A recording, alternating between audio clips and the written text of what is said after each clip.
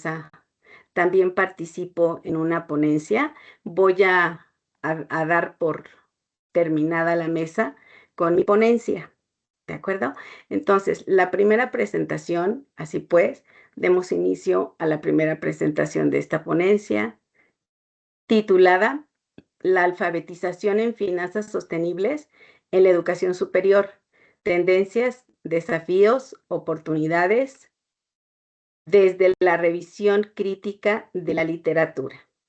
Muy bien, doctora Blanca Verónica Ramírez Acosta, le damos la bienvenida, ya que esta investigación analiza la importancia de incorporar la alfabetización en finanzas sostenibles dentro de la educación superior, identificando las principales tendencias internacionales, los desafíos existentes y las oportunidades para fortalecer la formación de profesionales capaces de responder a los retos del desarrollo sostenible. Así, para presentar este trabajo, damos la cordial bienvenida a la doctora Blanca Verónica Ramírez Acosta. Bienvenida, doctora. Muchas gracias, doctora María de Jesús Telles. Agradezco la presentación y también agradezco la asistencia de los docentes que nos acompañan. Y pues bueno, estoy compartiendo pantalla. ¿Se visualiza? ¿Me confirma, por favor? Sí. Ok, gracias. Sí, se visualiza. Pues bueno, esta investigación la realizo examinando literatura científica sobre la alfabetización en finanzas sostenibles en la educación superior para describir su evolución conceptual, las principales tendencias de investigación, los desafíos de incorporar este campo en la formación profesional y cómo mejorar sus competencias para el desarrollo sostenible. Adopto un enfoque cualitativo en la revisión de la literatura desde el 2020 hasta la fecha 2026, leyendo artículos indexados en Scopus y de Web of Science, así como también de organizaciones internacionales con un enfoque de educación y sostenibilidad, ya que mi línea de investigación son precisamente las finanzas sostenibles. Y bueno, para hablar un poco sobre la alfabetización en finanzas sostenibles, pues debemos de conocer la definición y el alcance. Aquí integramos consideraciones ambientales, sociales y de gobernanza, es decir, los criterios ESG en la toma de decisiones de inversión más allá de los criterios financieros tradicionales. ¿Cuál es el objetivo general de esta investigación? Primeramente, canalizar los recursos hacia empresas responsables y contribuir a la estabilidad del sistema financiero mediante la gestión de riesgos y requisitos ESG. Requisitos de alfabetización. Requiere que los estudiantes comprendan fundamentos teóricos y aplicaciones prácticas de los criterios ESG en la evaluación de inversiones. Este es el inicio de una investigación en donde se pretende fortalecer precisamente que se dé esa alfabetización en las finanzas sostenibles en la educación superior, fundamentado en la comprensión y la aplicación de los principios de las finanzas sostenibles, en donde se integra un campo de consideraciones ambientales, sociales y de gobernanza, es decir, los criterios ESG por sus siglas en inglés, Environment, Social and Governance. En la toma de decisiones de inversión, las finanzas sostenibles implican otorgar un peso adecuado en estos aspectos al evaluar proyectos o acciones económicas, lo que supone que las decisiones de inversión no solo se basan en criterios financieros tradicionales, sino también abordamos el impacto ambiental, social y de gobernanza que generan esas dichas inversiones. Así que el objetivo central de las finanzas sostenibles es canalizar esos recursos hacia empresas responsables y contribuir a la estabilidad del sistema financiero. Esto se logra mediante la incorporación de estos requisitos ESG y la gestión de riesgos en los procesos, por ejemplo, de préstamo de las instituciones financieras. Así, la alfabetización en este ámbito requiere que los estudiantes universitarios comprendan tanto los fundamentos teóricos como las aplicaciones prácticas de los criterios ESG, así como su relevancia en la evaluación y selección de inversiones responsables. ¿Cuál es la importancia de la alfabetización en estas finanzas sostenibles en la educación superior? Pues bien, esta sección explora la relevancia de integrar competencias financieras sostenibles en el ámbito universitario, analizando la disparidad entre el acceso a servicios y a la comprensión real de los mismos, así como es fundamental que los estudiantes cada día sean más agentes de cambio. Y es que existe aquí una brecha de inclusión y alfabetización financiera. La inclusión financiera, hablamos que existe un 85.10% y que la alfabetización financiera ha alcanzado un nivel del 49.68%. ¿Qué quiere decir? Que existe una gran diferencia de crecimiento entre la alfabetización y la inclusión financiera, que representa un 8.91% de vulnerabilidad. Y esto representa a su vez un riesgo de la disparidad. Es decir, hay acceso de información sin comprensión. Y allí es donde debemos analizar cómo los estudiantes se enfrentan a riesgos. Riesgos a ser víctimas de estafa, a ser vulnerables ante distintas situaciones que hoy por hoy se presentan de inversión, de aplicaciones falsas, de fraudes. Y pues bueno, aquí presento un estudio de caso del año 2015, donde 1,000 estudiantes fueron víctimas de estafas en matrículas. ¿Qué otras implicaciones nos conllevan a este análisis de investigación, en donde va a converger la formación universitaria y la política educativa? Por ello hablamos de una alfabetización en las finanzas sostenibles. Esto es vital para proteger a nuestros estudiantes, para convertirlos en agentes de cambio, ya que la falta de conocimiento actual limita su capacidad para promover prácticas responsables, planteando un desafío a las instituciones y a los legisladores. Así que es urgente que las universidades integren estos contenidos y fomenten competencias prácticas para una toma de decisiones informada. ¿Cuáles son las tendencias actuales en la integración de finanzas sostenibles en los planes de los estudios universitarios? Pues bueno, las instituciones de educación superior están adaptando sus planes de estudio para incorporar la sostenibilidad y las finanzas responsables, destacando la diversidad de enfoques y la influencia de marcos institucionales. Y nosotros lo vivimos aquí en la misma universidad. Hemos modificado el plan de estudio buscando que se dé esta integración y este enfoque en nuestro plan curricular. Hablando de nuevos contenidos, la inclusión de temas de sostenibilidad en módulos ya existentes.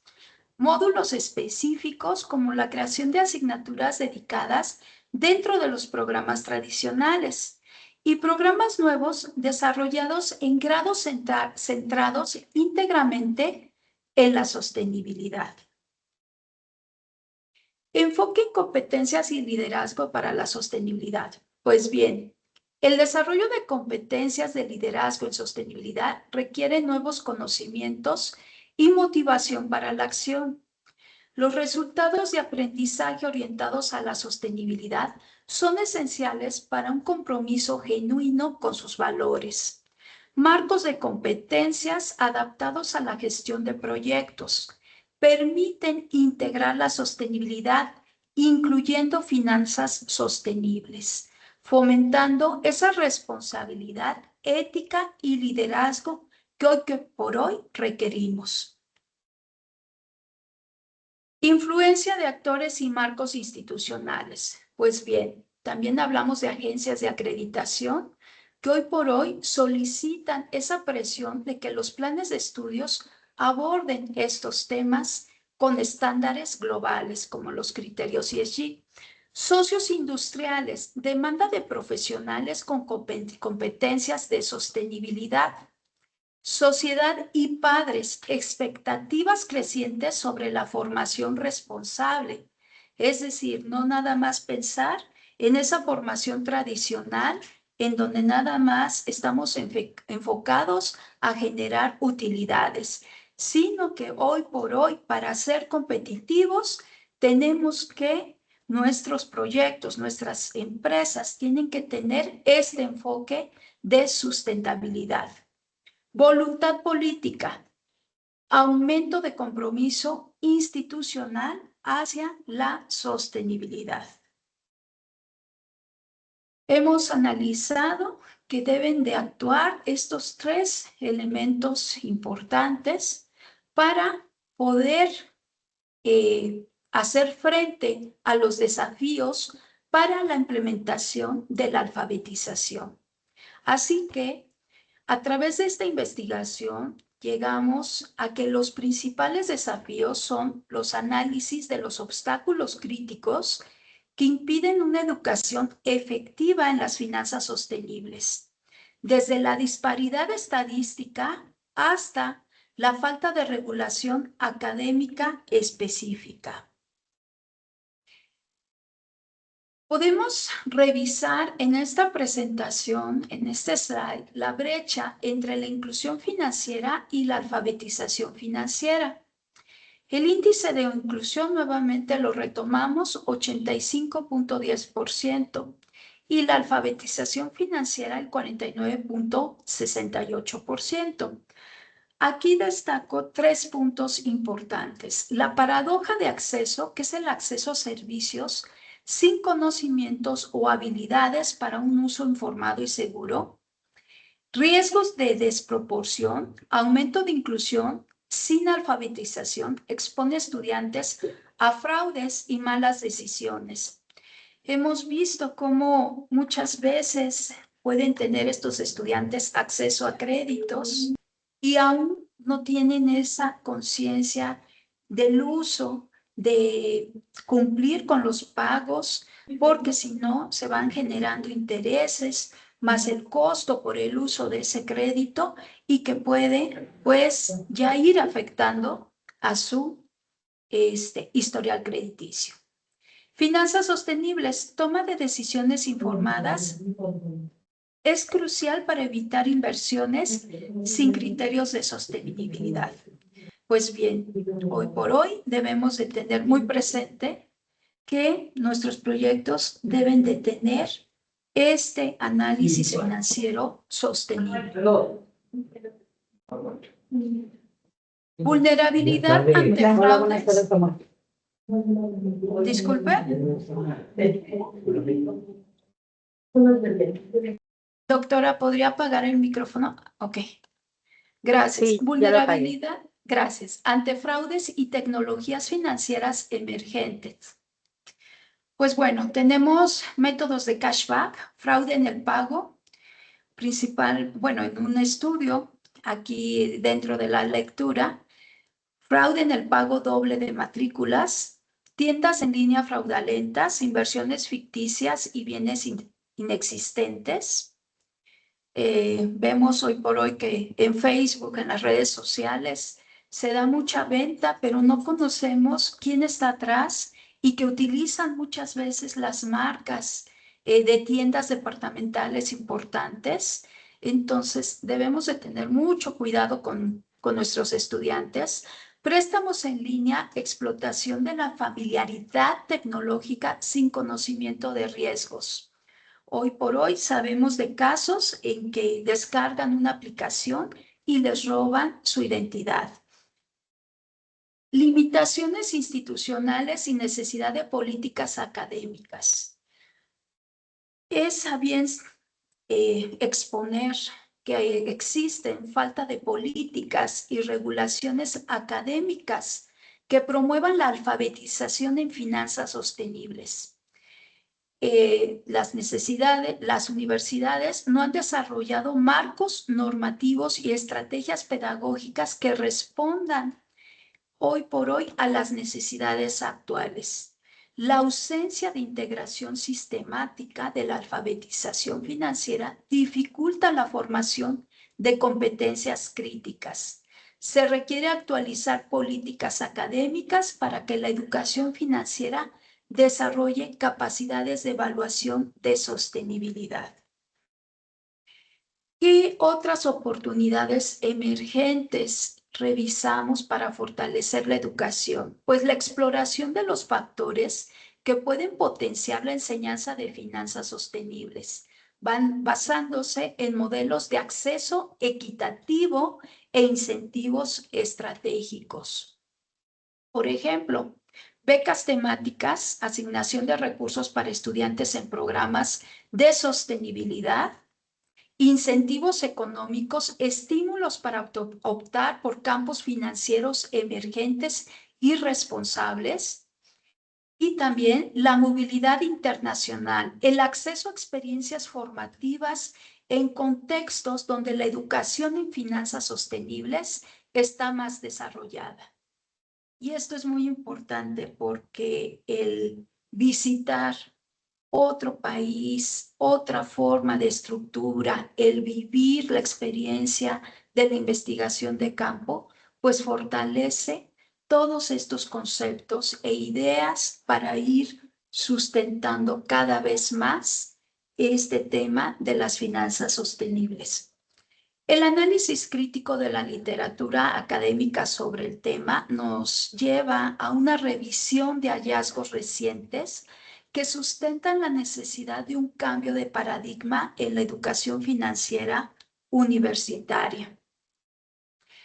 Métricas de crecimiento de inclusión, 43%, de alfabetización, 57%. ¿Cómo se puede dar esto? El acceso versus comprensión. El acceso a servicios financieros no garantiza la comprensión adecuada de los mismos. ¿Qué quiere decir?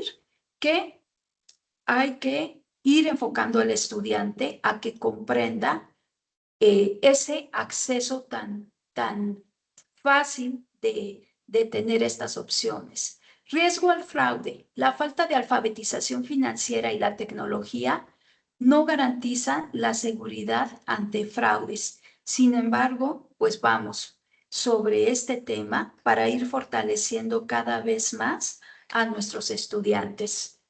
¿Qué factores inciden en la vulnerabilidad financiera estudiantil? Identifiqué 3. El capital social puede aumentar la exposición si no hay una alfabetización sólida. La falsa sensación de seguridad, percepción de los estudiantes como grupo menos susceptible al engaño debido al nivel educativo. Sin embargo, pues están expuestos hasta con los mismos compañeros. Ha habido casos en que organizan fiestas de graduación y se retira uno de los compañeros con los recursos. Adopción tecnológica rápida, confianza excesiva en plataformas de cashback y tiendas online. Pues bien, estos son 3 factores de vulnerabilidad. ¿Qué implica la política educativa y regulación universitaria? Pues un análisis crítico que subraye la urgencia en que las instituciones de educación superior fortalezcan sus políticas. No nada más basta con promover el acceso a servicios financieros. Es imprescindible acompañar esto con competencias, con programas de competencias críticas. La colaboración gobierno-universidad es clave para diseñar intervenciones efectivas que reduzcan la brecha entre la inclusión y la alfabetización. Esto es para proteger a los estudiantes a riesgos asociados a la digitalización.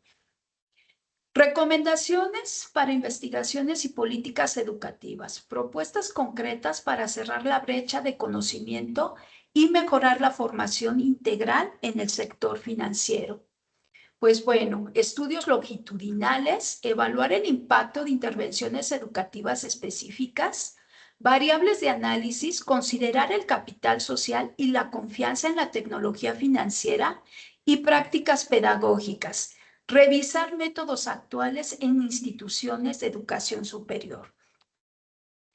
¿Qué diseño e implementación de políticas educativas integrales podemos abordar? La colaboración intersectorial, es decir, alianzas entre universidades, gobierno y sector financiero.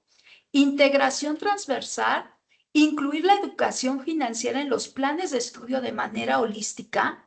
Análisis crítico de riesgos, incorporar la identificación de fraudes y el uso ético de la tecnología, así como el monitoreo y evaluación, ajustar estrategias según los cambios tecnológicos.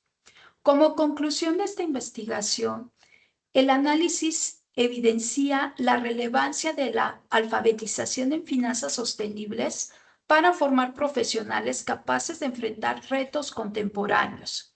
Persisten desafíos significativos como la brecha de alfabetización y la vulnerabilidad ante fraudes, pero las oportunidades emergentes en incentivos y equidad ofrecen un marco propicio para el fortalecimiento educativo.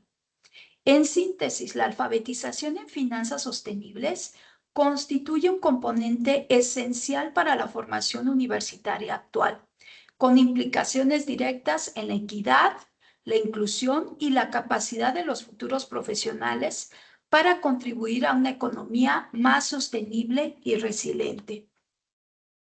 Hacia esa economía sostenible y resiliente desde las aulas, la formación universitaria es el pilar de la responsabilidad financiera global.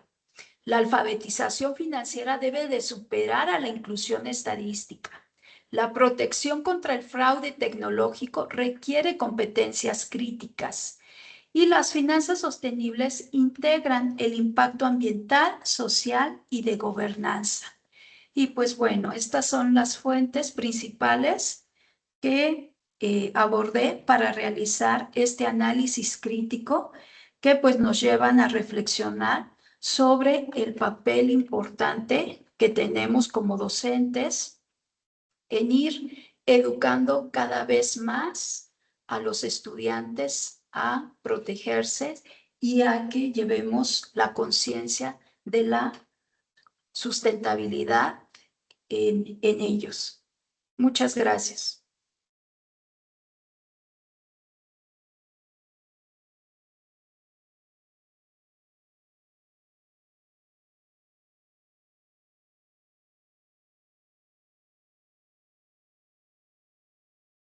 Se escucha, maestra. Perdón, ¿ya me escuchan? Bien, comentaba. Pues muchas gracias por esta excelente presentación e investigación. Su investigación pone de relieve el papel estratégico que desempeñan las instituciones de educación superior en la formación de profesionales comprometidos con el desarrollo sostenible. Asimismo, también evidencia la necesidad de fortalecer las competencias relacionadas con las finanzas sostenibles como parte de los nuevos perfiles profesionales que demanda el contexto global. Muchas felicidades, doctora, y gracias por este valioso trabajo. Muchas gracias, doctora. Bien, continuamos con nuestra ponencia 2. Se llama Factores clave para financiar proyectos de economía circular, riesgos, oportunidades y criterios de inversión. Esta investigación aborda uno de los principales desafíos para la consolidación de la economía circular. El acceso al financiamiento analiza los factores que influyen en las decisiones de inversión, así como los riesgos y oportunidades que enfrentan los proyectos sostenibles. Pues recibamos pues con gusto a la doctora Leticia Angélica Maya Álvarez. Adelante, doctora. Quiero molestarles, por favor, con sus cámaras encendidas, se me hacen favor, ¿sí?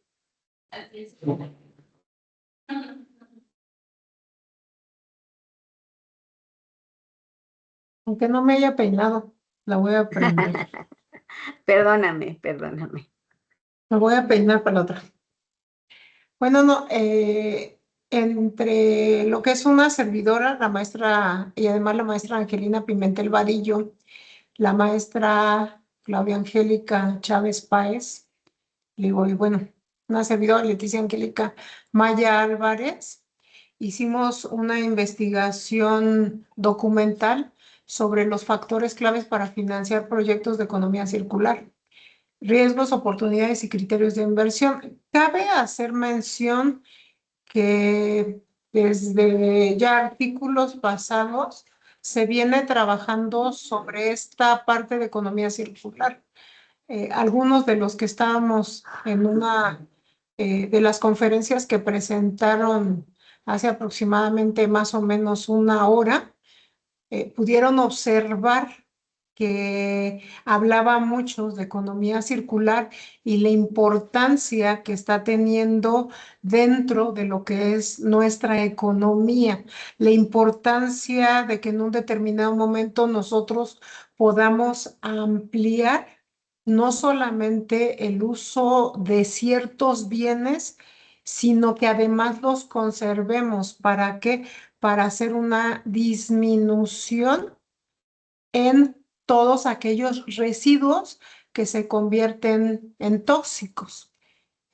Recuerdo yo haber ido a una feria en donde se presentaban proyectos. Por ejemplo, se hablaba de una llanta, los usos que le pueden dar. Lamentablemente, cuando la llanta deja de ser útil y no encuentras nuevas formas o nuevas maneras para que en un determinado momento estas tengan otra utilidad o podamos hacer más larga su utilidad, se convierte en un problema para la economía. Entonces, no solamente van a afectar a lo que nosotros hacemos dentro del medio ambiente, sino que también van a afectar a lo que es la población en general.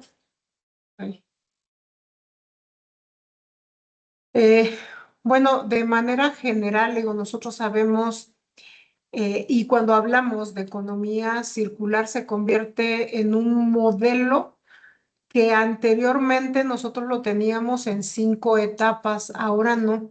Ahora lo que nosotros pretendemos con este modelo es reducir al mínimo los residuos, como bien lo mencionaba hace ratito, y aprovechar al máximo los recursos que tenemos, por ejemplo, una botella, plásticos, las tapitas, por ejemplo, ¿qué podemos hacer?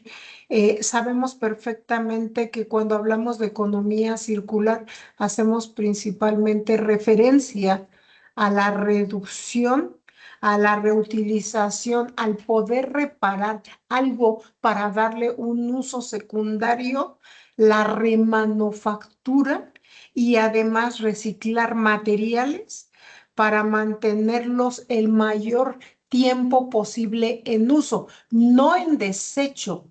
Digo que eso es lo que no pretendemos, sino mantenerlos en uso. Hay muchos autores, no sé si algunos de ustedes los han escuchado, por ejemplo, Walter Stagel, espero pronunciarlo bien, está Boulding, que fue uno de los primeritos que utilizó el nombre de economía circular, y si no me equivoco por fechas fue por ahí de 1966. Tenemos la Fundación Helen MacArthur y además David Pearce y Kelly Turner.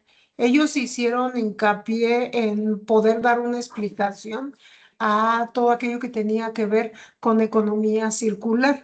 Aquellos que están más inmersos en economía saben perfectamente que poder tener recursos y hacer una utilidad, digamos, positiva de ellos es poder utilizarlos de manera efectiva, que puedan ser utilizados no solamente por una empresa, sino que también puedan ser utilizados por otras empresas. Entonces, de manera general, eso es lo que nosotros pretendemos en este artículo, poder comprender qué o qué necesitamos para poder llevar a cabo proyectos de economía circular que beneficien a las pequeñas, principalmente pequeñas y medianas empresas.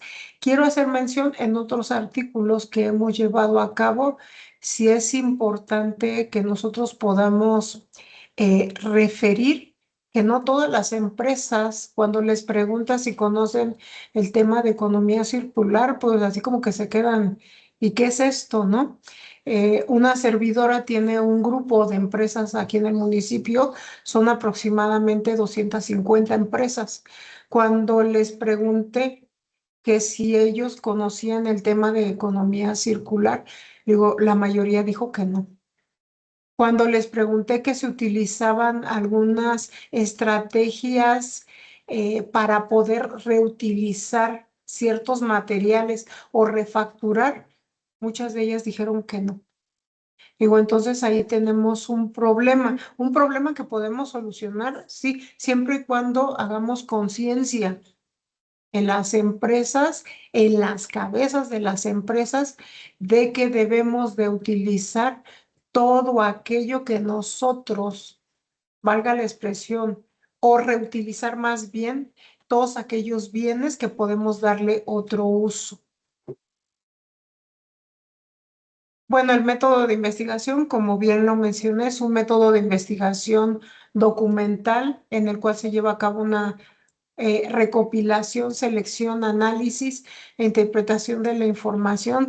Hay distintas fuentes, digo, muchas de ellas, digo, les acabo de mencionar algunos, digo, autores, uno de ellos, le digo, que es Boulding, digo, aparece en 1966, principalmente centrándonos en lo que es el tema de economía circular, le digo, y ver la importancia que tiene cada día este tema.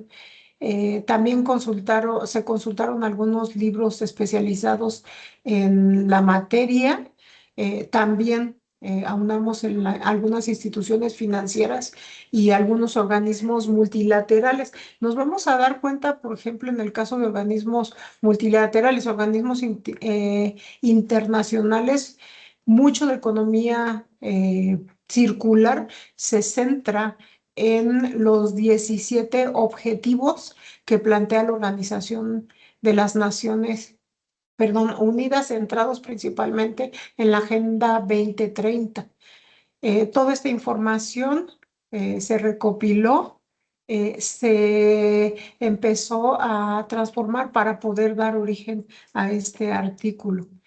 El marco teórico nosotros lo centramos en algunos aspectos principales como es la economía circular. De manera general ya les platiqué un poquito en lo que es la definición de economía circular, en desarrollo sostenible, lo que les acabo de mencionar, y lo que son los objetivos de desarrollo sostenible, le digo, implementados por la Organización Mundial de Comercio, le digo, asociados a la Agenda 2030. También todo aquello que tiene que ver con las finanzas sostenibles y los criterios ESG, que se centran principalmente en lo que es la gobernanza, las finanzas sostenibles y algunos criterios que tienen que ver con la economía y la parte social, y algunos instrumentos de financiamiento para proyectos de economía circular. Le digo, al no conocer al 100% las pequeñas y medianas empresas, lo que es economía circular, digo, por obvias razones les dificulta mucho poder llevar a cabo proyectos y financiamientos que se puedan centrar en esta parte. Pues muchos de nosotros sabemos, cuestan. Le digo, son una gran inversión, pero los resultados, digo, sabemos a la larga que pueden ser muy efectivos. ¿Cuáles son los riesgos en el financiamiento de proyectos de economía circular? Bueno, aquí tenemos una de las partes que mencionamos en nuestro artículo. ¿Hay algunos riesgos? Sí, las decisiones que llevan a tomar los inversionistas, digo, son complejas, digo, porque no se conoce mucho de economía circular, no se conoce mucho de los proyectos que puedan ayudar a reducir el impacto ambiental que tiene, en este caso, por ejemplo, las llantas, el plástico, el cartón. No sé si muchos de ustedes sepan, pero es digamos, es un contaminante, el que tiene es un contaminante mucho, muy grande para lo que son nuestras aguas. se encuentra en riesgo financiero y derivado de la incertidumbre sobre lo que es la rentabilidad y el tiempo de recuperación de la inversión. Le digo, este desconocimiento hace que muchos de los inversionistas no, digamos, no tengan la certeza para que en un determinado momento puedan invertir y además se les pueda asegurar que el retorno de inversión pueda ser lo antes posible o lo más rápido posible para que ellos puedan invertir. Nosotros lo hemos visto, yo creo que incluso en muchos programas que cuando te invitan o nosotros invitamos a alguien a invertir, una de las principales preguntas que surge: ¿en cuánto tiempo voy a recuperar mi inversión? Entonces, le digo, sí se convierte en un reto. Le digo, está asociado a muchísimos aspectos: el riesgo regulatorio, los cambios en la legislación ambiental, los riesgos que nosotros podemos encontrar en los mercados. Y además nos podemos dar cuenta que aunque ciertas empresas en determinados momentos están preocupadas por sacar a la venta productos que le llaman amigables con el medio ambiente, no siempre es así. Te dicen reducir, no sé, plástico y siempre sacamos algo de plástico. Reducir, por ejemplo, el unicel y siempre tenemos nosotros algo de unicel en nuestras casas. Entonces, ¿cómo les diré? El impacto, el proyecto, si es... ¿cómo les explicaré? Si es algo muy importante para que tenga repercusión. ¿Cuáles son las oportunidades que tenemos de inversión? Bueno, sabemos perfectamente que la economía circular va a ofrecer oportunidades de inversión para poder promover modelos de negocio eficientes y sostenibles. Algo que hago hincapié. Cuando nosotros hablamos de economía, la economía nos lleva principalmente a poder aprovechar los recursos de manera eficiente. Ahora en la actualidad no solamente hablamos de sostenible, también hablamos de sustentable. Le digo, y todos estos elementos nos llegan o nos llevan prácticamente a poder implementar dentro de las empresas y poder también hacer que aquellos que inviertan en nuestros proyectos tengan la información necesaria.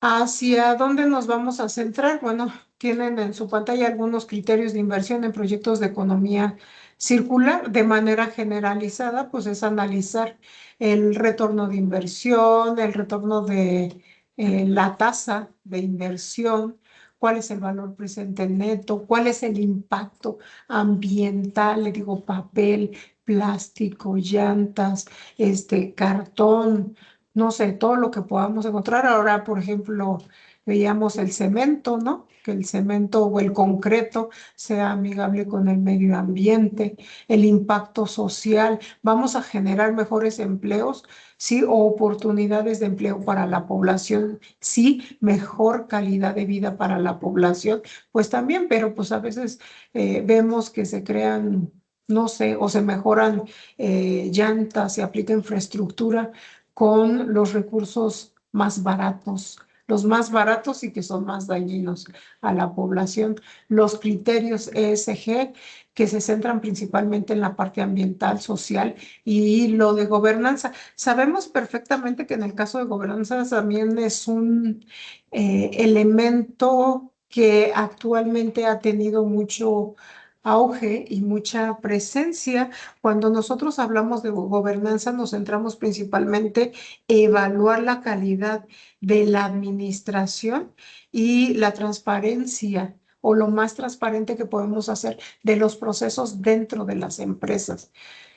Apegarnos a lo que es el cumplimiento normativo. Sabemos que desde yo creo que todo el tiempo se han venido haciendo cambios en la legislación, la innovación, la gestión de riesgos, la capacidad que tenemos para gestionar esos riesgos, principalmente centrados en una combinación óptima con las finanzas y la contribución al desarrollo sostenible. Le digo, Yo lo junto con el desarrollo también sustentable. ¿Cuáles son las recomendaciones que nosotros hacemos? Pues incorporar criterios ambientales, sociales y de gobernanza, evaluar proyectos que tengan que ver netamente con lo que es economía circular, fortalecer capacidades técnicas de organización para formular proyectos con indicadores financieros y ambientales medibles, promover la colaboración. Esto es muy importante entre el sector público, sector privado, instituciones y, ¿por qué no? También jalar a la sociedad en su conjunto para que haga sus aportes, desarrollar metodologías estandarizadas para medir beneficios económicos y sociales y ambientales que tienen que ver con esos criterios ESG. eh, Además, promover transparencia en la divulgación de información sobre el desempeño ambiental para llevar a cabo proyectos que sean eficientes. Bueno, le digo, de manera general, pues lo que nosotros pretendemos, le digo, es esa alianza entre todos los sectores para que podamos implementar proyectos que tengan que ver con economía circular y que además puedan apoyar a las pequeñas y medianas empresas a fortalecer su producción, a fortalecer el mercado nacional y, ¿por qué no?, que tenga impacto hacia el ámbito internacional. Y además, visto desde la parte del gobierno, fortalecer lo que son las políticas públicas, desarrollo de mecanismos financieros y además establecer metodologías para evaluar el impacto en proyectos que favorezcan a los inversionistas y que atraigan la atención de los inversionistas para poder fomentar y además darle una importancia particular a lo que es la economía circular. Y bueno, de manera general, ¿no? Aquí tienen algunas referencias que nosotros utilizamos. Maestra, muchas gracias. Al contrario, doctora, muchas gracias a usted por compartir esta investigación. Su trabajo nos permite realmente comprender esta transición hacia una economía circular que a veces requiere no solamente innovación, tecnología, sino también conocimiento, ¿no? Así como también mecanismos financieros sólidos que impulsen, pues, proyectos viables y sostenibles. Sin duda representa una aportación importante para el análisis de la inversión responsable y financiamiento verde. ¿De acuerdo? Bien, pasamos, ¿alguien de ustedes que estamos en esta mesa, tienen alguna pregunta? Adelante.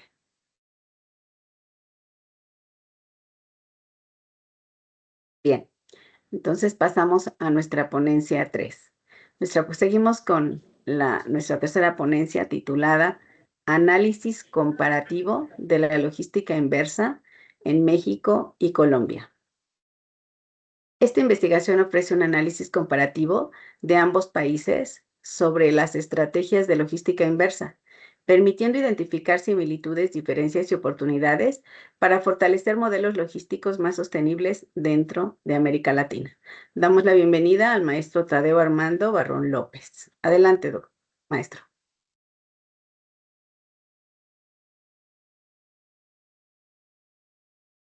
A ver, un segundito en lo que comparto.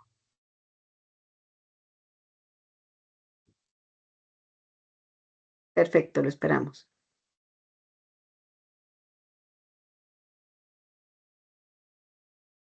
¿Sí se alcanza a ver? ¿O no, verdad?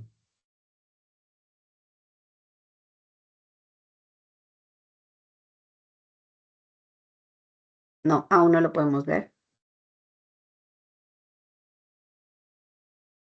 También si nos hace favor con su cámara, sería excelente. Gracias. Ahorita, un segundo. Que me deja.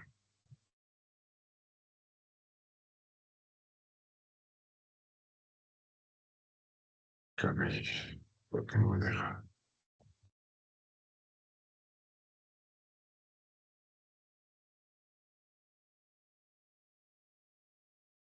Mm,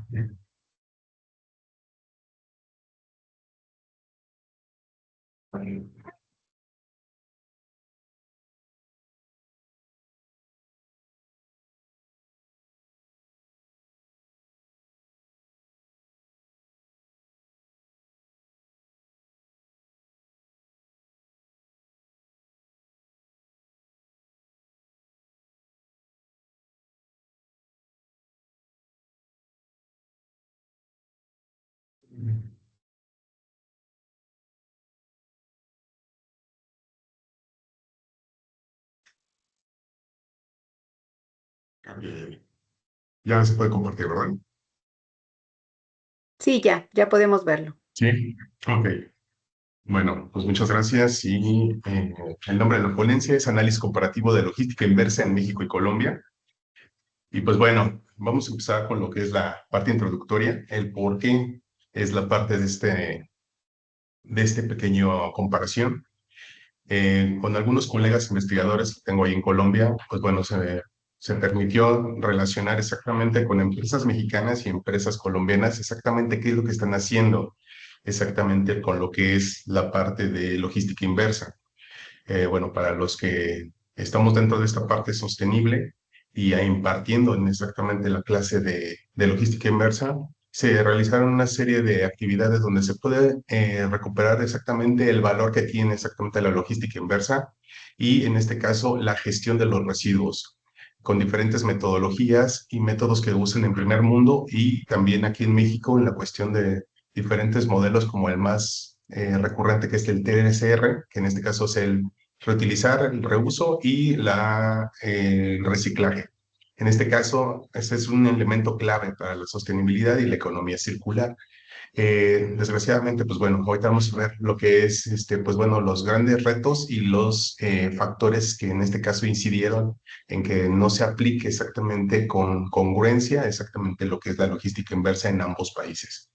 Y uno de los puntos más relevantes, en este caso entre México y Colombia, presenta los avances que tiene cada uno de estos países con respecto, en este caso, a lo que es la cuestión de la sostenibilidad, pero con un enfoque diferente por cuestiones políticas y otras cuestiones de cultura y otros factores.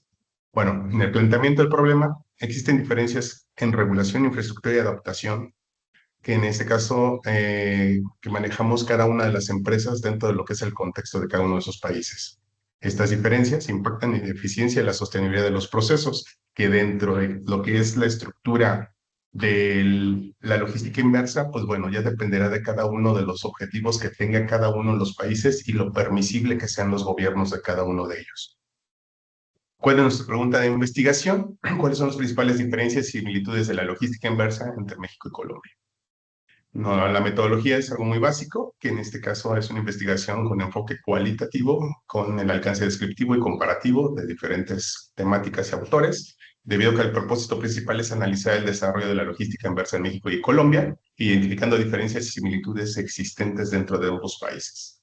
Este enfoque permite comprender el fenómeno en su contexto real, considerando aspectos económicos, normativos y estructurales, sin manipular ningún tipo de variable, ya que, pues bueno, es totalmente documental. El cuadro comparativo sobre 5 criterios que estamos manejando. En este caso digo estamos, porque obviamente con los colaboradores en Colombia estamos manejando estos 5 criterios con una variante que en este caso se manejaron, con el enfoque, que en México es una eficiencia económica, y la parte de Colombia, que es la sostenibilidad ambiental. ¿Cuál es la diferencia? Que en México se maneja una eficiencia económica que obviamente antepone primero la cuestión financiera, en este caso, pues bueno, la parte de la rentabilidad tiene prioridad que la parte ambiental. Y en el caso de colombiano, que es uno de los principales enfoques que es, digamos, muy, muy disperso. En el caso del desarrollo, hay una mayor consolidación de infraestructura. Bueno, ahorita ya vamos a profundizar un poquito más. Y en el caso de Colombia, pues está en vías de desarrollo. En la cuestión de la infraestructura, nosotros tenemos más robusta nuestra infraestructura en cuestión de todos los aspectos, en la cuestión de lo que es logística inversa, y en el caso de Colombia es muy limitada. En la parte de la regulación, nosotros tenemos una pues enfoque jurídico un poquito moderada, y en el caso de Colombia es fuerte, gracias a que ha habido diferentes, pues digamos, enfoques y obviamente presión social para que tengan un enfoque ambiental mucho más consciente ante la sociedad. Y nuestros retos, que en este caso es la inclusión ante pymes y la cultura del reciclaje, que nosotros no tenemos una gran cultura de reciclaje. Y en el caso de Colombia, la coordinación logística e infraestructura, que en este caso sí se coordinan, en este caso para poder consolidar por lo menos ciertos modelos donde se pueda recuperar o reusar exactamente ciertos desperdicios o residuos. Ese es en el contexto comparativo. Y en la cuestión de la discusión, pues bueno, en el contexto latinoamericano, México y Colombia se observan un crecimiento sostenido en el interés y la aplicación de logística inversa. Como lo señalan en este caso Tobar, la comparación entre ambos países evidencia diferencias importantes derivadas con las condiciones económicas, institucionales y estructurales. México presenta un mayor nivel de consolidación en la logística inversa, especialmente en sectores como el automotriz, electrónico y de retail, impulsando por su integración en cadenas globales de suministro y la presencia de empresas multinacionales. Este enfoque se alinea a las propuestas tradicionales que priorizan la eficiencia económica y la recuperación de valor, aunque enfrenta retos relacionados con la inclusión de las pequeñas y medianas empresas. Aquí, bueno, en esta discusión, pues bueno, maneja exactamente como empresas transnacionales, como pueden ser en este caso todas las automotrices, pero bueno, uno que tenemos muy arraigado es la cuestión de Coca-Cola, todas las embotelladoras, en nuestro caso, en la cuestión de Bimbo, que no solamente que tienen una logística totalmente masiva en la cuestión del país, sino que tienen esa infraestructura para poder generar exactamente esta parte de la logística inversa. Entonces, en ese contexto, pues bueno, llegamos a ciertas conclusiones, que en este caso se propone ampliar la investigación mediante el enfoque empírico que permita analizar con mayor profundidad la implementación de la logística inversa en empresas específicas en México y Colombia, que en este caso incluyendo a las MIPYMES, que en este caso, considerando variantes o variables como el uso de las tecnologías digitales, el grado de cumplimiento normativo y el impacto de la sostenibilidad. Asimismo, se sugiere desarrollar estudios comparativos que incluyan otros países de América Latina con el fin de identificar nuevas prácticas, modelos reaplicables en la región. De igual manera, resulta pertinente incorporar metodologías mixtas, cuantitativas y cualitativas para poder medir, para poder proyectar exactamente este tipo de logística inversa que permitan evaluar tanto el desempeño operativo como la percepción de los actores involucrados. Aquí se tiene que involucrar mucho lo que es la parte de la sociedad, en la cuestión de concientizar y en este caso generar la cultura del reciclaje como principal pilar. Y eso sería todo. Pues muchísimas gracias, la bibliografía atendida y pues bueno, cualquier cosa, estoy a sus órdenes. Perfecto, doctor, muchas gracias. ¿Tienen alguna pregunta?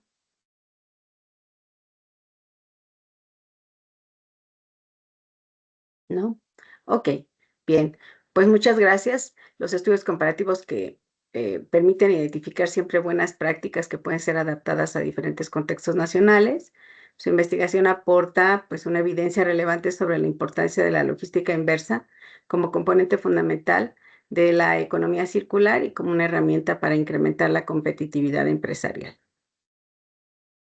Bien, pues pasamos a nuestra ponencia 4 y vamos a escuchar qué es una economía circular para el proceso logístico actual y del futuro. Esta investigación analiza la evolución de los procesos logísticos desde la perspectiva de la economía circular, resaltando las tendencias que marcarán el desarrollo de las cadenas de suministro sostenibles en los próximos años. Es un gusto recibir al maestro Alfredo Gómez González. Adelante, maestro. Gracias.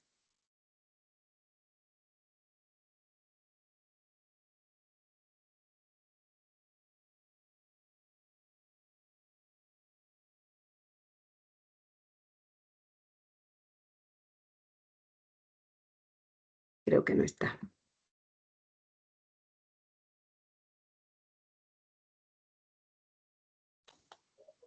Hola, muy buenas tardes a todos. Sí. ¿Sí me escuchan? Adelante. Sí, escuchamos. Sí, les envío un cordial saludo a todos ustedes. Muy buenas tardes. Voy a exponer la parte de este tema, economía circular para el proceso logístico actual y de futuro. Le saluda el licenciado Lorenzo. Se presenta, Perdón, es en colaboración con el su micrófono. doctor. ¿Sí me escuchan? Ok. Sí, es que Sí, se el corta presente su trabajo micrófono. es en... A ver, deme un segundo. ¿Y me escuchan? Sí, ya mejor. El presente trabajo es en colaboración con el doctor Alfredo Gómez González, doctora Norma Angélica Mosqueda Raigosa y su servidor, licenciado Lorenzo Casiano Rojas. ¿Sí? El presente tema tiene el tema de economía circular para el proceso logístico actual y de futuro. Permítanme un segundo.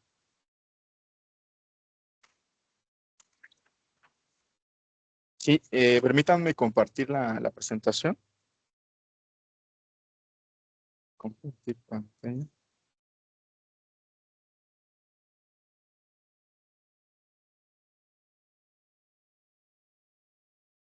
¿Me pueden apoyar diciéndome si se ve, por favor?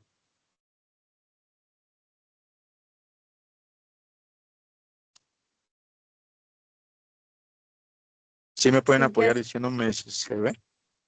sí se ve, Gracias. pero se ve muy pequeño. Si pudiese A ver, también.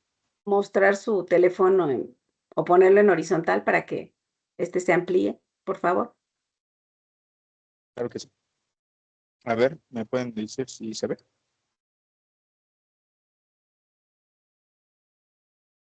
Ahí podemos visualizar la imagen completa. No, no se ve, está muy pequeño.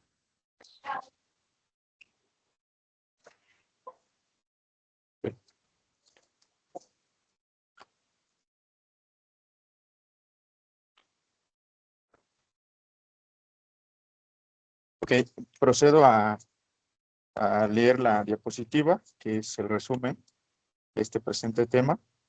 Diversas son las formas actuales de denominación que se pueden dar a los vertiginosos cambios económicos que se están suscitando en el mundo. En esta tercera década del siglo XXI se percibe a la economía como fragmentada o como globalización fragmentada, debido a que resurgen varias naciones el proteccionismo económico y político, lo que está moviendo las acciones hacia una especie de reseteo en el orden mundial, precisamente para evitar grandes crisis y que las naciones pierdan en el escenario global su participación para contribuir a la satisfacción de muchas de las necesidades humanas, pero también por la imperiosa necesidad de protagonizar mediante acuerdos comerciales que dinamicen las economías para que éstas no se enfrenten a estancamientos o decrecimientos que a la postre afectarán seriamente a sus poblaciones. Hablando de este tema tan importante que es la economía circular, se pretende, ¿no?, reducir, optimizar, ¿no? Y la idea principal, como lo ha mencionado la doctora, que presentó el tema, igual hablando hacia esta investigación, que es la importancia de la economía circular, que impacto ambiental, más que nada, ¿no? A grandes rasgos, como lo hemos mencionado, la mayoría de las empresas hoy en día se enfocan a esta misma mentalidad, a esta misma idea, este mismo propósito, con el fin de disminuir ese impacto, esa contaminación ambiental. La logística, por su parte, en su intervención en la cadena de suministro, se reorienta muy rápidamente para adaptarse a esta economía circular y a la sostenibilidad, sin dejar de considerar los objetivos de la Agenda 2030, que exigen una adaptación y respuesta fehaciente a los cambios económicos del mundo. La presente investigación es de tipo cualitativo, recoge la opinión de algunos expertos en la logística que refieren cómo se están dando los cambios en la logística, perdón, por su vinculación con la economía circular. La información que se ha recopilado fue mediante entrevistas a 5 de ellos que se desempeñan en el campo logístico en empresas variadas que tienen giro de alimentación, centro de distribución, así como empaque y embalaje para distribución, basada en 10 preguntas que atienden los aspectos conceptuales de operatividad, tecnológicos, de capital humano, visión estratégica y la experiencia en la práctica logística, además de los aspectos regulatorios. Se ha respaldado además la información con un sustento epistemológico, considerando autores que profundizan la relevancia de la economía circular en nuestros días.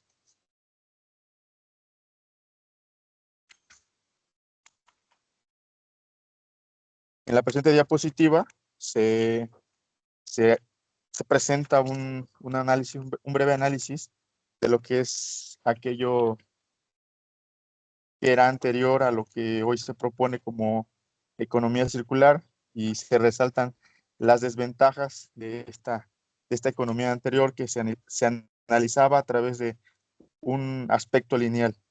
En su primera fase extractiva hablamos o encontramos aquí una sobreexplotación de recursos. En la fase productiva encontramos aspectos negativos como desperdicio, scrap, excesivo uso de recursos energéticos desmedidos. En una tercera fase, que es fase de compras, encontramos la dependencia a estos recursos que son limitados, ¿no? Como bien sabemos, uno de los aspectos importantes de la economía es analizar, ¿no? Cómo se satisfacen las necesidades que son ilimitadas con recursos limitados. Aquí se analiza también esa parte, que es muy importante. En una cuarta fase encontramos la fase de uso, que es uso fragmentado con obsolescencia. Y en una quinta fase, fase de eliminación, solo se van a desechar. Es una fase que demerita, ¿no?, lo que se busca con la economía circular, que es reutilizar, incluso, como dijo la doctora, no solamente escuchar hablar de plástico, no solamente aplica ahí la reducción, la reutilización, sino en todos los procesos, ¿no? En la imagen no solo se muestran las diferentes fases de la economía lineal, sino también las principales desventajas que se presentan en cada una de ellas. De forma general, con la conciencia de que hay otros aspectos también. En la siguiente diapositiva se muestra una tabla que indica las diferencias entre economía lineal y economía circular, ¿sí? Por ahí vemos, por ejemplo, definiendo las características, podemos ver en el aspecto de modelo. En economía lineal su propósito es la extracción, producción y el desecho, que es el último fin, ¿no? Por mencionar redundantemente esta palabra, ya vemos que no hay un uso más a lo que procede después de una producción, ¿no? Se utiliza y se desecha nada más. Los efectos que vemos en esta característica es que cualquier producto tiene una obsolescencia planificada. Sin embargo, en economía circular, su propósito será la reducción, reutilización y, por supuesto, estamos viendo algo positivo, que es el reciclaje. Se piensa en el uso y la utilidad, es decir, para algo más, ¿no? En esa mentalidad, para algo más ha de servir el producto o sus componentes. En la característica de recurso, en economía lineal, los recursos son finitos, extracción inversa. Sus efectos, su consumo ha sido y en algunos casos sigue siendo desmedido.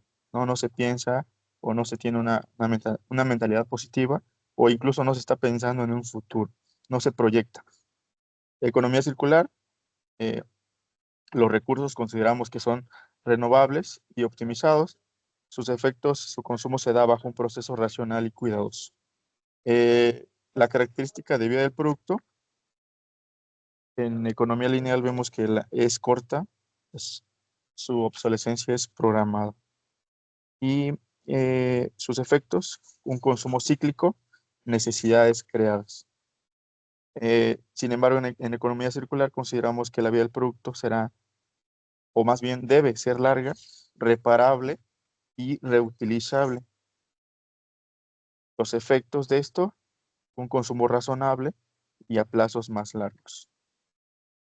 La característica de que son residuos en economía lineal son elevados y sin gestión, se devuelven basura y contaminan, ¿no? Lo que provoca rápidamente un efecto negativo en el ambiente. Economía circular son mínimos, transformación en materias primas. Efecto, se hace uso de la reutilización y las tecnologías para obtener mayor provecho de ellos.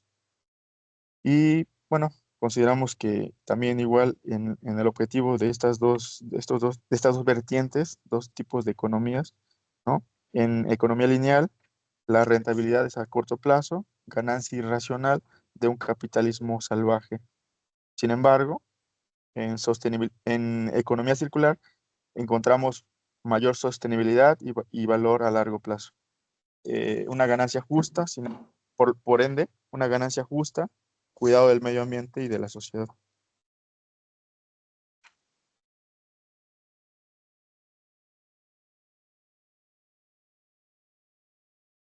En la siguiente presentación encontramos algunas preguntas claves, ¿no? ¿Cómo definiría la economía circular aplicada a la logística? ¿Cuáles son los principales retos al implementar estrategias de economía circular? ¿Qué beneficios operativos, económicos y ambientales hay al adoptar un modelo logístico circular? ¿Qué papel desempeña la logística inversa dentro de la economía circular para que sea eficiente? ¿Y cómo creen que cómo creen que tecnologías como la inteligencia artificial, el Internet de las cosas, el análisis de datos o el blockchain transforman o transformarán a la logística circular? Y demás preguntas, que de estas preguntas encontramos respuestas muy positivas, que apoyan, ¿no?, a la economía circular. Por ejemplo, encontramos aspectos que favorecen, como la cuestión del blockchain en la cadena de suministro, que permite involucrar los actores con una base de datos que permita los flujos adecuados, así como el manejo de la información con mayor eficiencia y eficacia. Las devoluciones, que son también un tema importante, que se relaciona con la logística inversa y que también con la trazabilidad sobre si los productos no cumplen con la expectativa del cliente y los procesos que requerirán para la circularidad.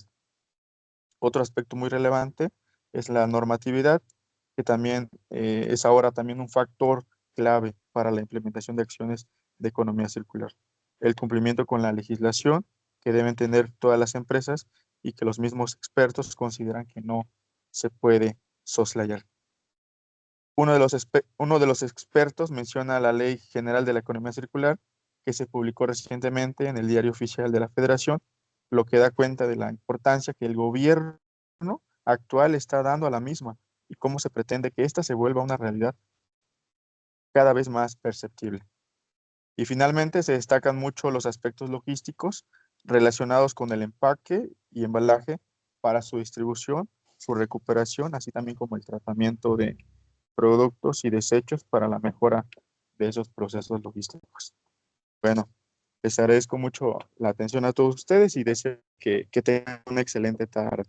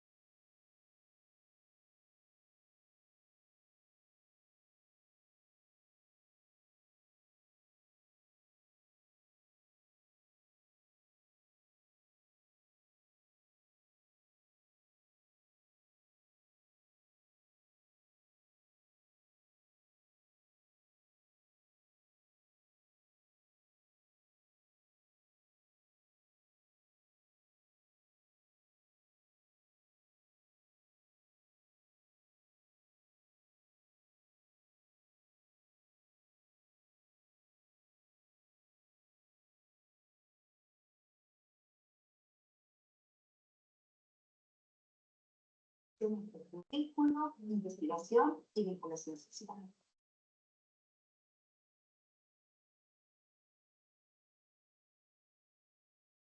Puede identificar. Perdón, maestra María Telles, creo que tiene su micrófono apagado.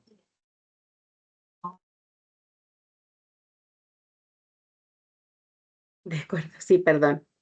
Ok, bien, pues entonces le agradecía la ponencia, la investigación que nos hizo el licenciado. Lo que es la logística representa uno de los pilares para la implementación de los modelos circulares dentro de las organizaciones. Y este trabajo nos permite ofrecer una visión que nos permite comprender que la innovación logística contribuirá a construir cadenas de suministro más eficientes, resilientes y sobre todo sostenibles. ¿De acuerdo? ¿Alguien de ustedes tiene alguna pregunta respecto a esta ponencia? Por favor. Si nos pueden ayudar. ¿Ninguna? Ok. Bien. Pues ahora vamos a pasar a la última ponencia.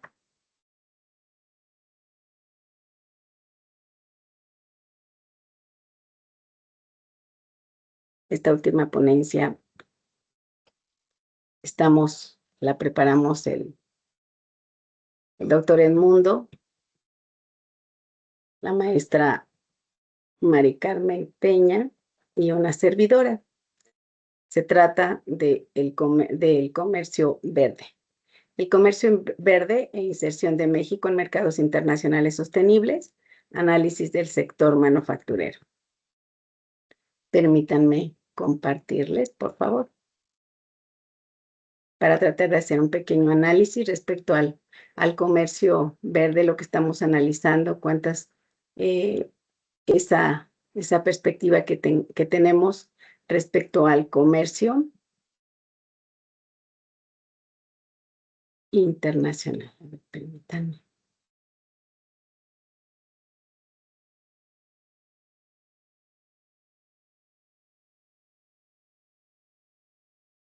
¿Me pueden confirmar si ya se puede ver? Sí se visualiza, maestra. Ok, vale. Muchísimas gracias. Agradezco.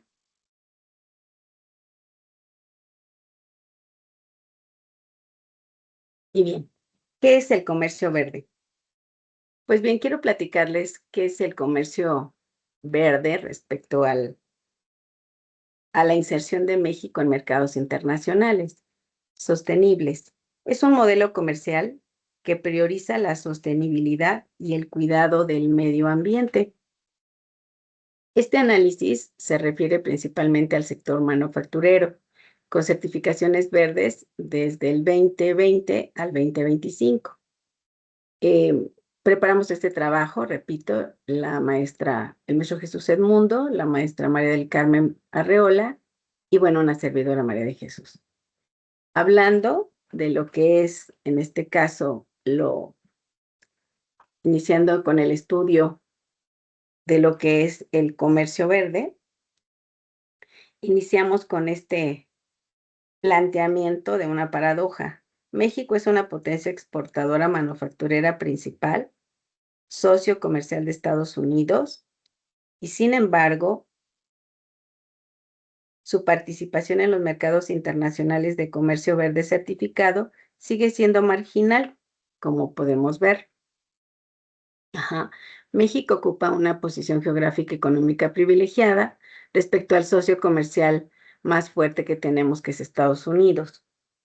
Y sin embargo, esto es una investigación que busca el por qué ocurre esto.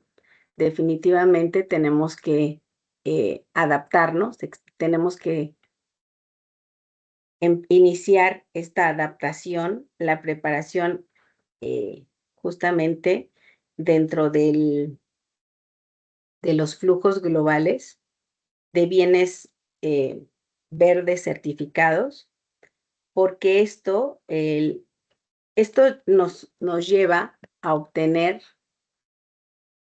un análisis que México exporta o tiene en el sector manufacturero un amplio porcentaje para exportar. Sin embargo, no están estas oportunidades ligadas a la preparación de una ISO 14001, unos criterios ESG, y en el TEMEC esto está considerado, pero no está manejado de tal forma que nos obligue a obtener esta participación en cuanto a lo que es la preparación o las certificaciones para poder exportar.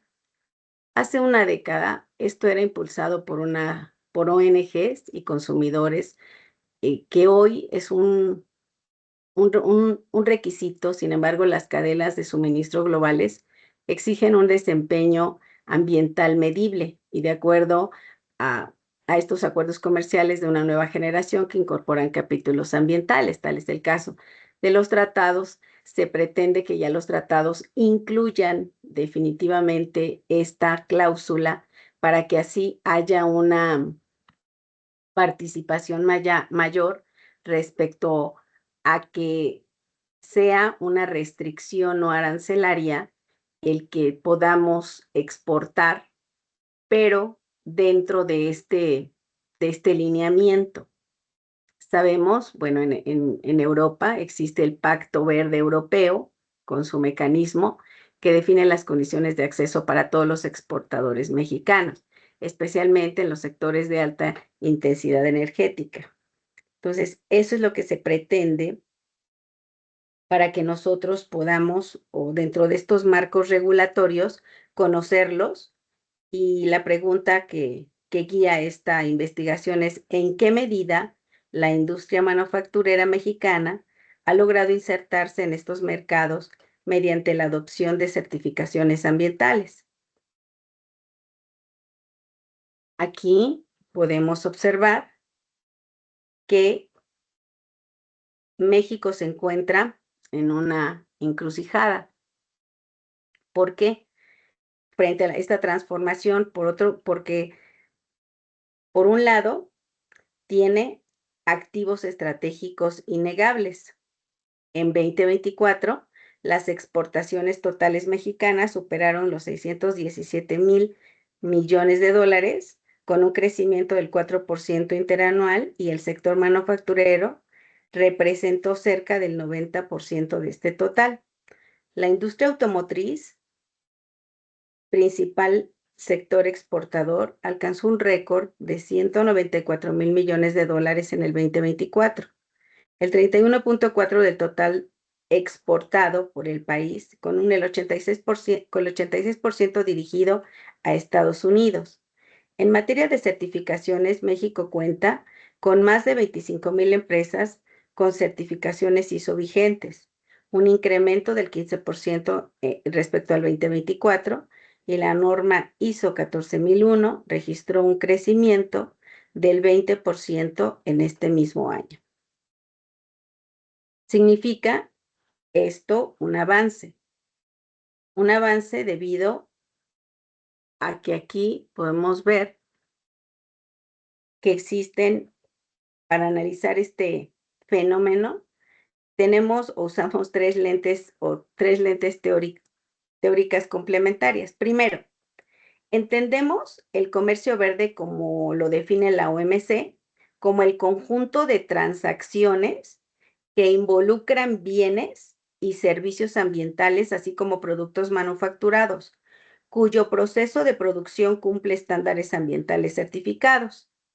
Segundo, es que recurrimos a un enfoque de las ventajas comparativas dinámicas de Grossman-Help, según el cual la especialización exportadora no es una condición estática, dada por la dotación de recursos, sino el resultado de decisiones de la política e inversión que construyen capacidades competitivas a lo largo del tiempo.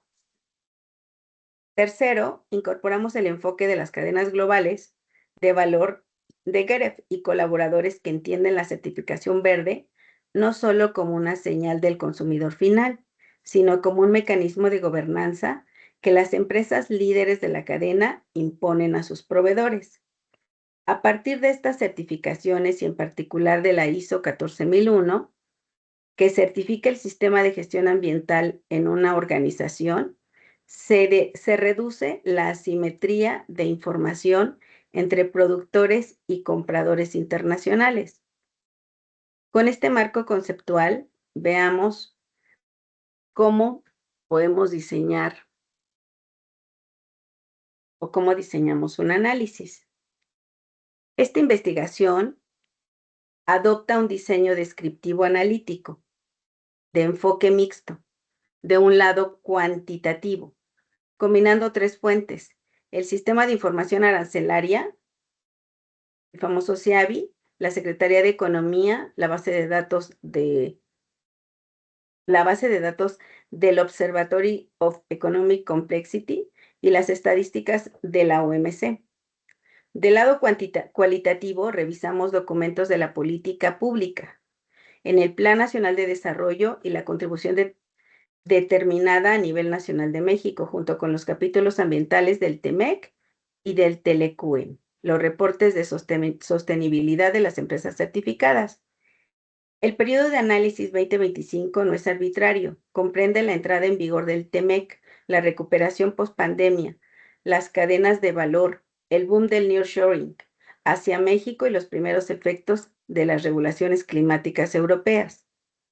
Una limitación importante que queremos ser transparentes es señalar que no existe una clasificación arancelaria universal de bienes verdes. Las listas de la APEC, la OMC y la OCDE difieren entre sí, adoptados por una referencia principal de la lista de la APEC de 54 líneas arancelarias. Como esta base metodológica y que se miden en estos resultados. El crecimiento real por debajo del dinamismo global es nuestro primer hallazgo que las exportaciones manufactureras de México clasificables como bienes ambientales pasaron de aproximadamente 28.400 millones de dólares en 2020 a 34.900 millones en 2024. Esto representa un crecimiento acumulado del 23% en términos nominales. Sin embargo, este crecimiento debe interpretarse con cautela.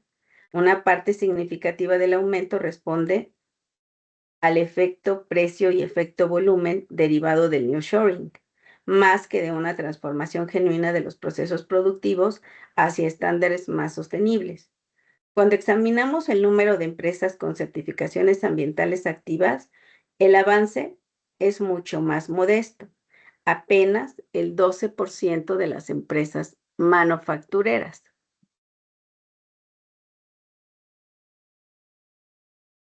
Posteriormente, en la brecha se concentran en las pymes exportadoras. Esta cifra del 12% esconde una desigualdad todavía más marcada cuando las desagregamos del tamaño de la empresa. Entre las grandes empresas, el 31% cuenta con cuanto al menos una certificación ambiental, pero esta cifra cae al 6% entre las empresas medianas y apenas el 2% entre las empresas pequeñas. Esto es especialmente relevante porque las pymes representan más del 99% del universo de las empresas exportadoras en México. Es decir, la transformación verde del sector manufacturero mexicano está todavía concentrada en un segmento reducido de grandes empresas integrantes de las cadenas de valor transnacionales, mientras que la inmensa mayoría del tejido exportador se queda fuera.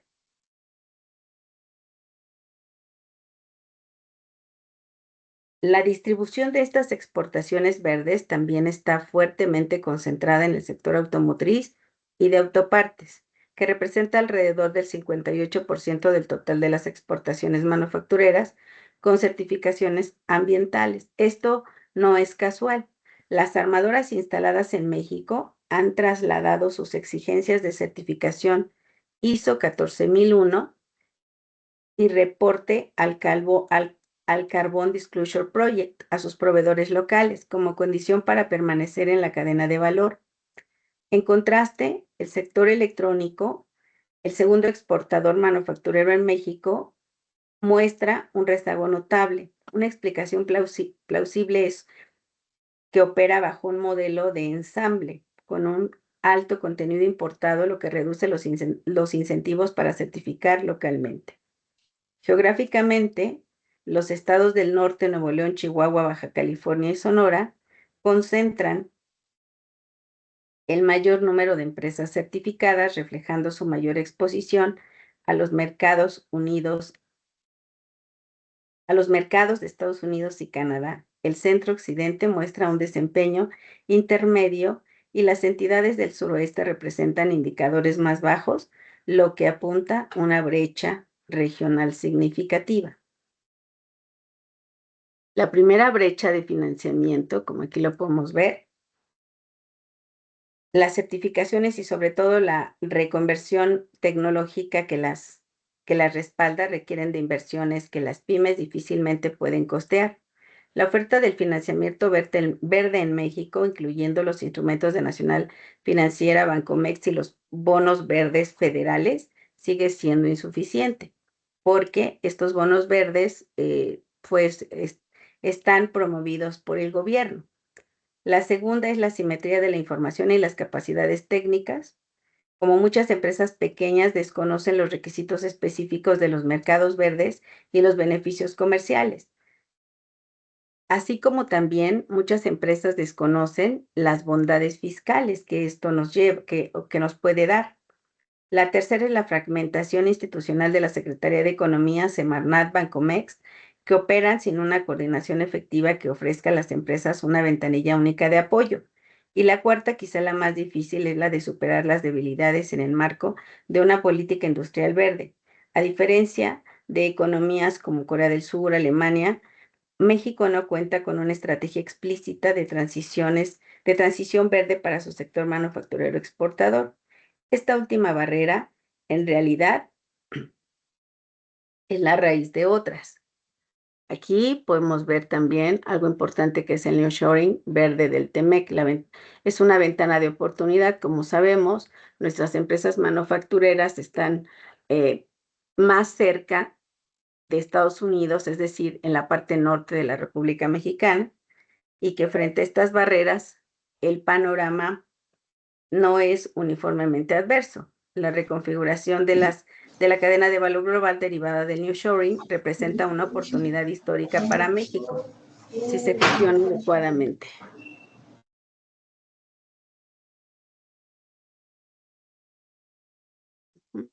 Y podemos ver que los proyectos que tenemos en Sonora, Nuevo León, Querétaro, traen empresas con estándares de calidad, que esto está requiriendo de elevados estándares de sostenibilidad que demandan proveedores locales capaces de cumplirlos.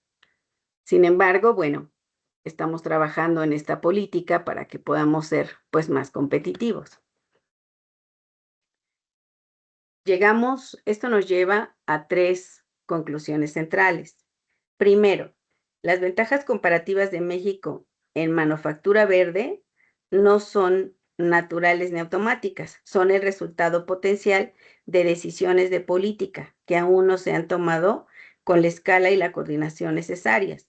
La geografía, la base industrial y los tratados comerciales son condiciones necesarias, pero no suficientes.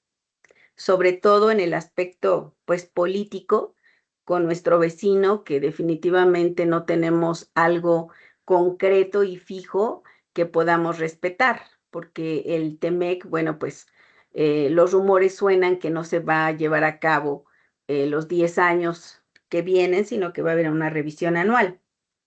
En segundo término, el nearshoring representa la ventana de la oportunidad más concreta y urgente, porque para que México dé un salto pues cualitativo a esta inserción verde, es decir, que las empresas que lleguen al país en sectores de alta tecnología y baja huella de carbono pueden actuar como mecanismos de difusión tecnológica para que la proveeduría local pues siempre existan políticas de contenido local y de desarrollo de proveedores. Y tercero, el tiempo disponible para prepararse ante el mecanismo europeo de ajuste en frontera de carbono es limitado. A partir del 2026, los exportadores mexicanos de productos industriales de alta intensidad energética deberán demostrar que sus procesos están alineados con estándares climáticos internacionales o enfrentan costos adicionales que erosionarán nuestra competitividad en el mercado europeo. En síntesis, México tiene activos, lo que falta es la estrategia que lo convierta en una ventana de comercio verde. Así pues esto ha sido todo. Muchas gracias. Y esto nos ha llevado a una perspectiva para que nosotros podamos considerar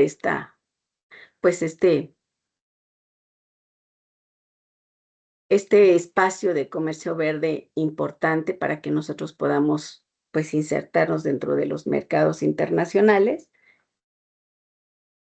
Y sobre todo, yo creo que es tener más conocimiento respecto a esto, las ventajas que nos dan y que nos pueden ayudar a hacer, pues tener un comercio internacional más competitivo. ¿De acuerdo? Bien, pues, ¿hay alguna pregunta respecto a esto? Adelante. ¿No? Bien, pues entonces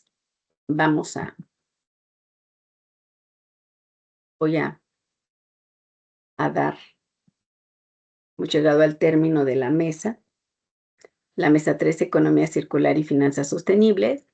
A nombre del comité organizador, expreso mi más sincero agradecimiento a cada uno de los ponentes por compartir investigaciones de gran calidad académica y relevancia para los desafíos actuales del desarrollo sostenible.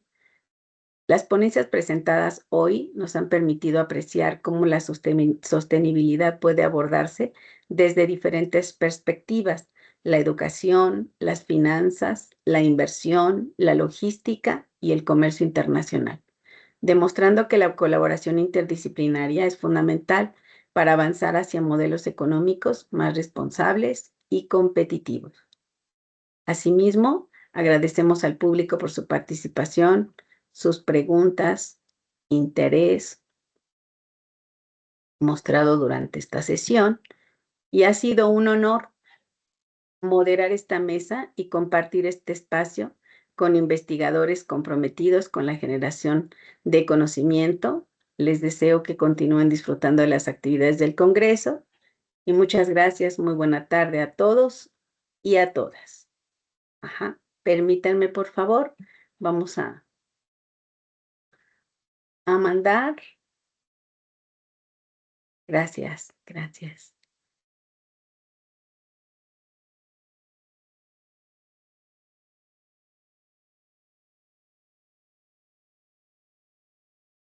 Aquí está. Les voy a poner el link de la asistencia, por favor, si me hacen favor de registrarse en el chat, ¿sí?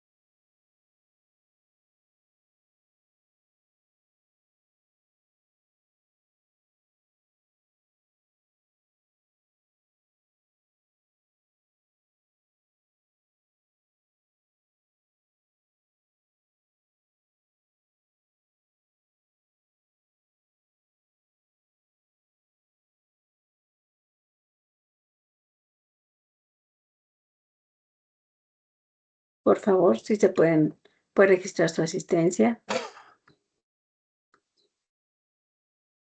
Lo tienen en el chat, ¿sí? Por favor.